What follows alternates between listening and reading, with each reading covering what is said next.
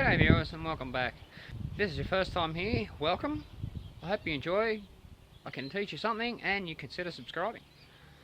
This time, I'm going to spend most of the time in here because I need to fix a bent go-kart axle. But not the back one. This one's going to be actually more difficult than my previous video because it's the front axle. Now, I'll give you a heads up right now. This is not going to be a one and done. It's probably going to be at least a 2, 3, maybe even 4 part series, just because there's so much involved in it. So, stick around. Hope you enjoy. Let's get into it.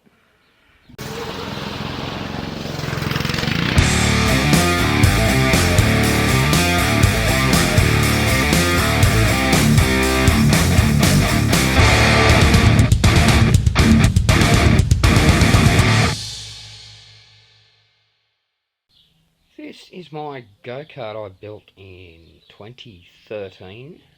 It's based on a Manco American Express, and it's not had a lot of use, but it has had some punishment, and now has an issue, a rather big issue.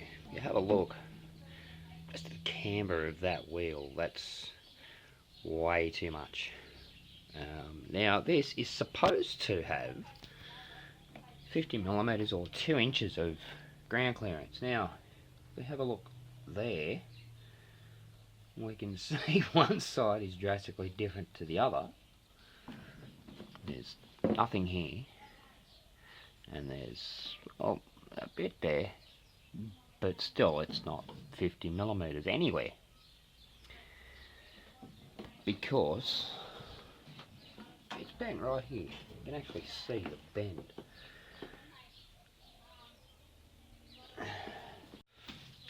Now this tubing, well, in fact all the tubing for the whole frame is 1 inch or 25mm with a 1.6mm or 1/16 wall thickness, which is obviously not strong enough for the front axle. So I sourced this, which is a 7/8 outside diameter with a 2.6mm, I'm pretty sure, wall thickness. I could be wrong about that, it could be thicker.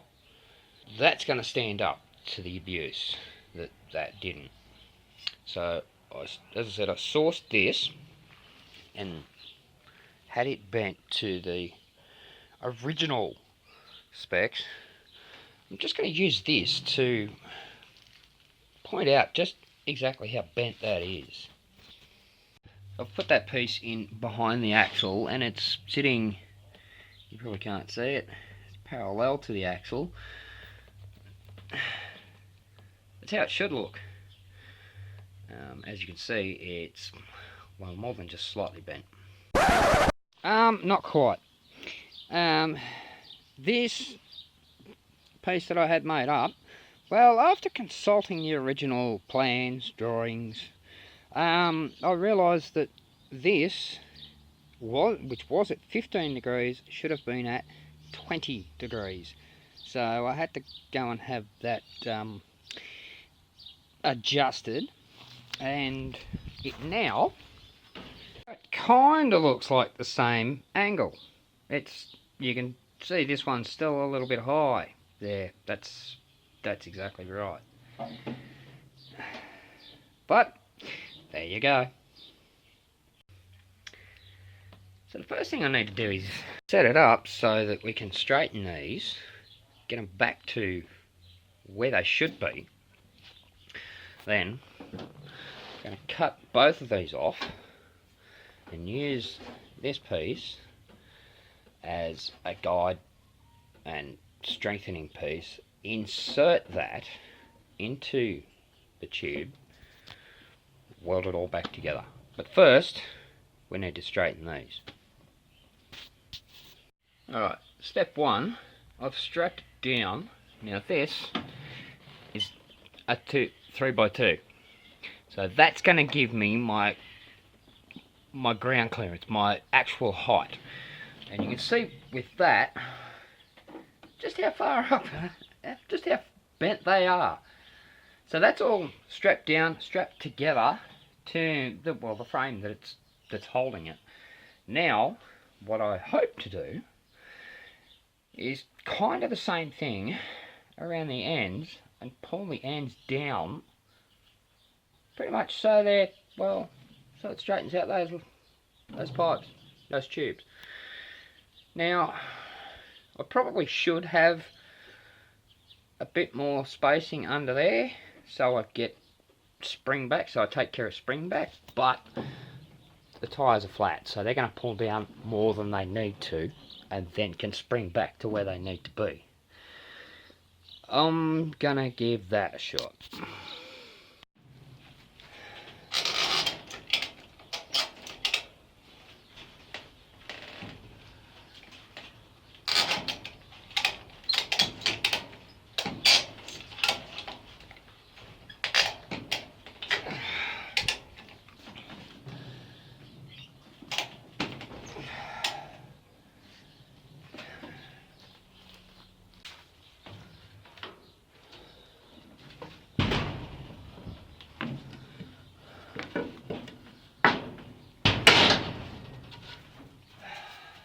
Give it a bit of a shot, hold it in place, and I'm actually noticing it's lifting here, so that is going to have to go more, but I do have quite a bit of, well, compression, you could say, on that tyre. That's really hard in place. Let's release it, see what it did.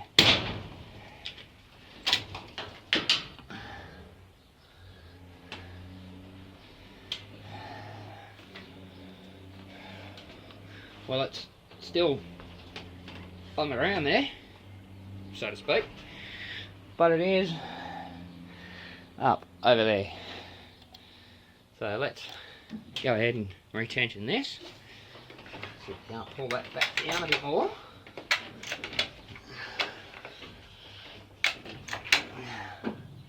There we go, and well, you could probably afford to go a bit more. So, knowing what I know now, I'm going to strap that side down too, just to give it a bit of counterbalance, for lack of a better term. So I'm going to be pulling both sides down at the same time, just to keep it nice and level on the pulling jig, let's call it that. I have that side strapped down, which means it is actually pulled this side up just slightly. That's a good thing, because yeah, lots of ground clearance there. So now let's try pulling that back down again.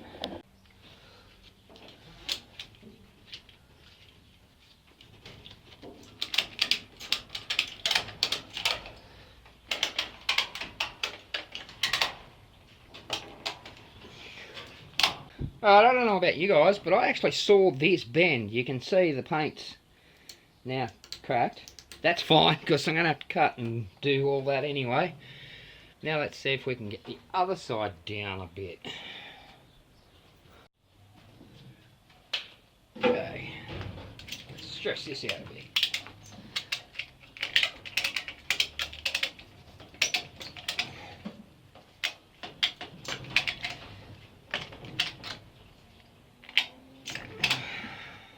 Alright, well that's down.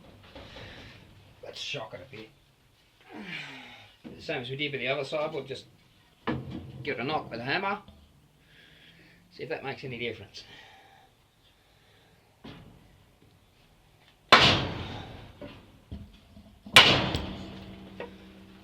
I don't think that did anything, but let's release it and have a look.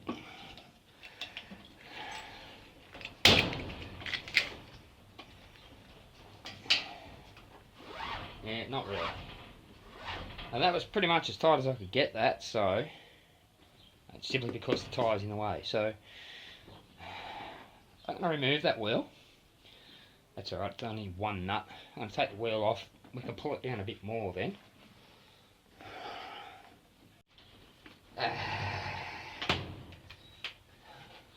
That's not 19.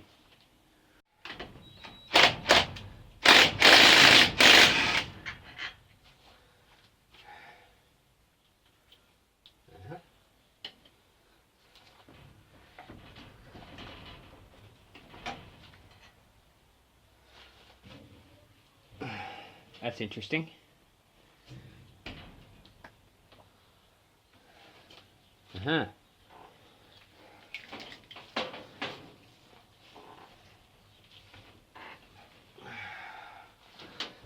It's very interesting. That doesn't look like it's up too much. Actually, kind of looks like it's bent here.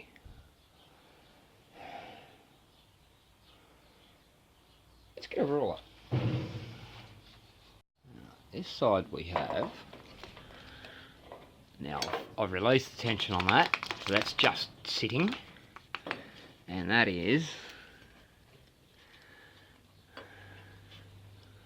let's call that 90 millimeters.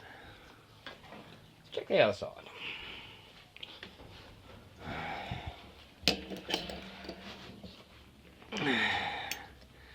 This one is, oh no, it's still up. That's closer to 100. So that's still got to come down a lot, but it's also telling me, as I said, something else is bent here, because yeah, that's alright. Let's try pulling this again. Instead of pulling here, I pull here.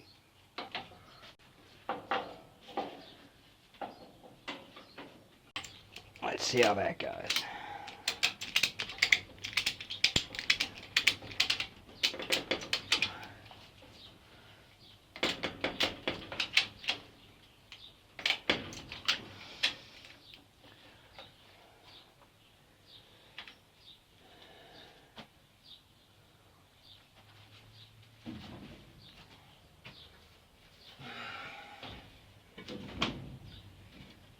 Give it a whack with the hammer.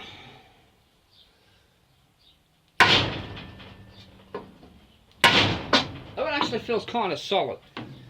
But having said that, this one wasn't bent as much as the other side. Now let's release. See if we can get a measurement on that.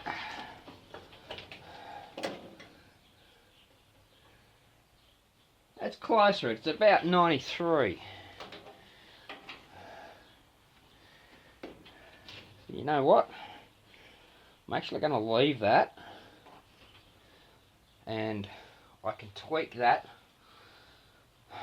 as I go.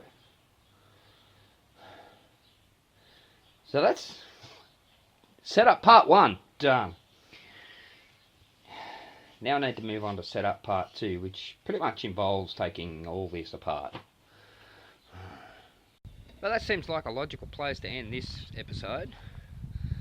Otherwise, it's just going to be way too long, because next time, what I need to do now is create a, well, substructure, reverse jig if you like. And there's going to be a lot involved in that. It's probably going to be the most extensive part of this whole exercise. So thanks everyone for watching. If you like what you saw, hit that like button down below, hit the subscribe button and the notification bell, share this video on social media, leave a comment below, and I'll see you on the next one.